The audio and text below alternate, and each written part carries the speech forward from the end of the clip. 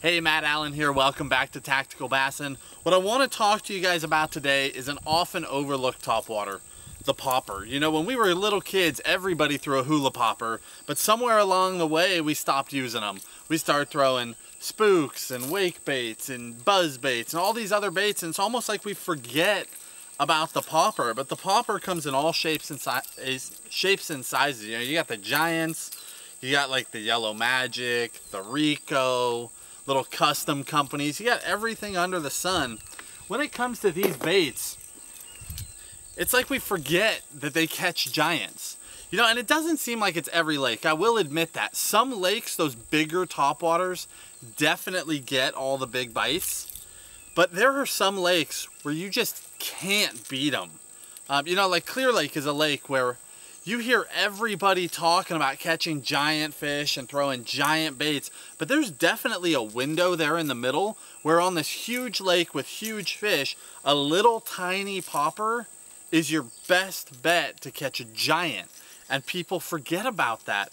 So this year you need to take the time. What I love about a popper is that it'll get the giant bite, but you can do it on light line, right? You can throw this on a spinning rod, you can throw it on a bait caster.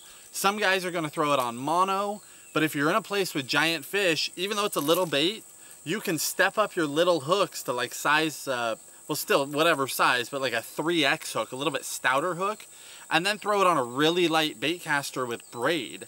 And then even if you hook a giant fish, you just take your time with them, you let them swim.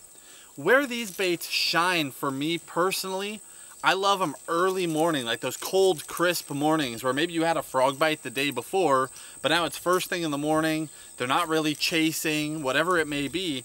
The popper, you get that gap between the tules and the slop, or you get right up against the bank, like right up on the riprap.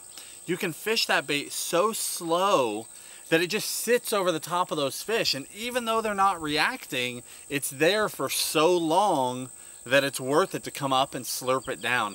And those bites, they are slurp bites. I mean, sometimes the fish will explode on them, but a lot of the times when you get those giant fish on that popper, you're just barely working it, and they just come up and just slurp it off the surface. They just barely even take it. You have no idea it's a giant fish until you load up on them. Such an overlooked bait.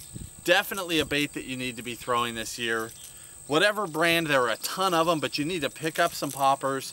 Go out to the lake when your bite slows down, experiment with slowing down to that popper and see if you can get those bigger fish to come up on that bait. It's gonna help you catch more big fish in the early day this year. Good luck out there. We'll talk to you soon.